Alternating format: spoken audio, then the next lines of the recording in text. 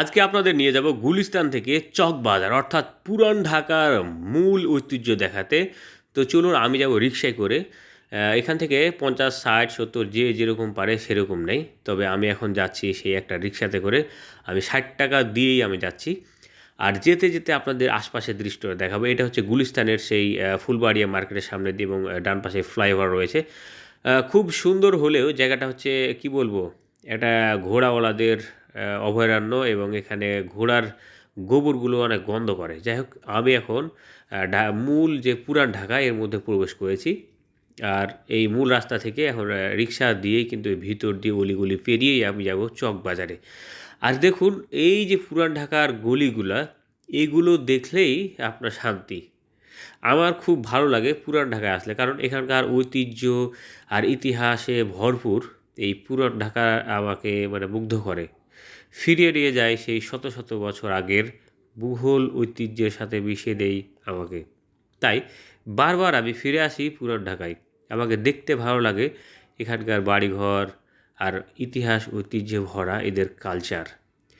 বিশেষ করে এখানকার যে কালচারগুলো আপনাকে মুগ্ধ করবে। কারণটা হচ্ছে এখানকার যে পুরান ঢাকা এই কালচারের সাথে মিশে রয়েছে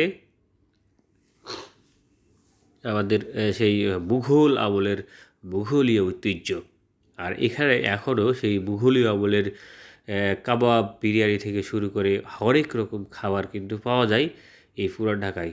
চকবাজারের সেই বিখ্যাত বড় বাপের পোলাই খাই, সেই রমজান মাসের কি বলবো, সেই ইফতারি এখনও প্রতি বছর আয়োজন করে, যা দেখলেই একটা নবাবী নবাবী ভাব চলে আসে। যদিও এই সেই বিখ্যাত কাবাবগুলোর দাম অনেকটা বেশি। আমার ইতিপূর্বে সেই ভিডিওগুলো দিয়েছি, দেখার আমন্ত্রণ রইল। প্রিয় দর্শক, আমি আছি এখন চকবাজারের কাছাকাছি, কিন্তু কি বলবো, এত ভিড় রাস্তায়, ছোট্ট রাস্তা হওয়ার কারণে দেখুন রাস্তাতে মানে জ্যাম সৃষ্টি হয়েছে। যাই হোক, অলিগলি পেরিয়ে সামনে চলেছি।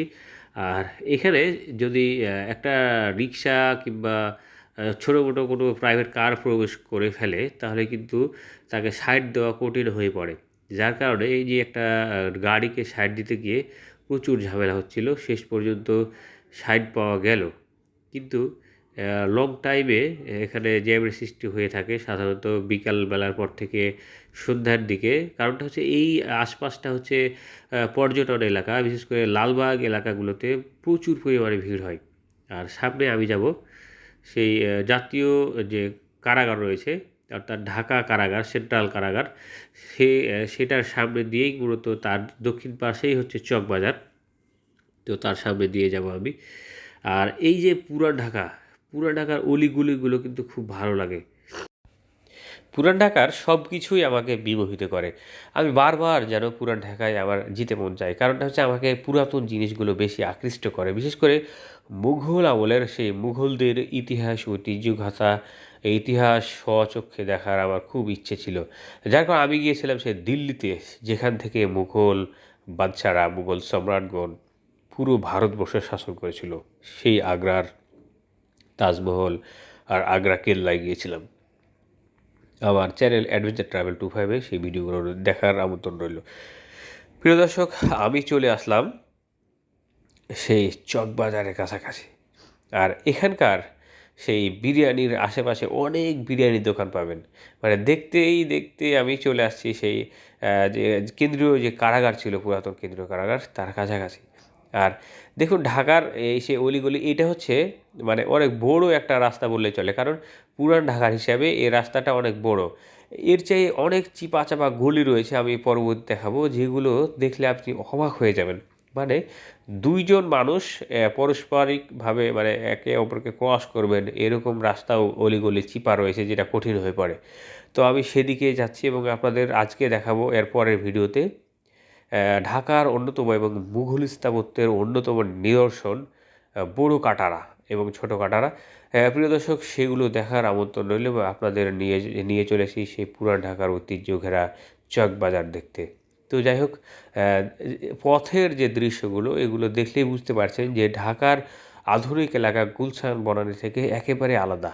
মানে সেখানকার সাথে এখানের কোনো মিল নেই, মনে হবে যে ভিন্ন একটা দেশ।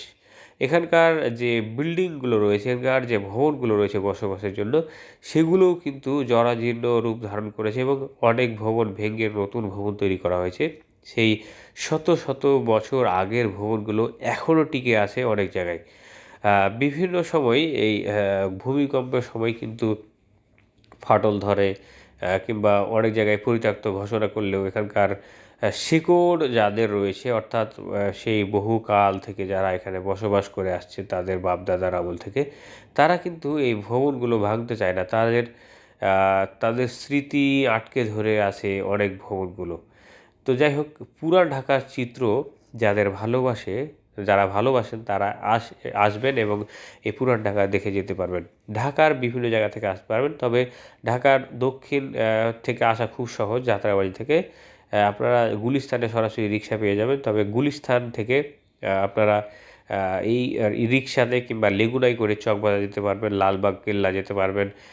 গুলিস্তান থেকে সরাসরি লেগুনাতে 20 টাকা দিয়ে যায়, কিংবা আপনারা যদি 60, 70, 80 টাকা খরচ করেন তাহলে পরে পুরান ঢাকার মোটামুটি জায়গাগুলো যেতে পারবেন। তবে এটা হচ্ছে সেই মাকুসা মাজার, হজরত মাকুসা, মানে নামটা শুনলেই হাসি পায় আমার কাছে। যাই হোক, সে কথা নাই বললাম। এটা হচ্ছে কেন্দ্রীয় কারাগার, সাবেক কেন্দ্রীয় কারাগার।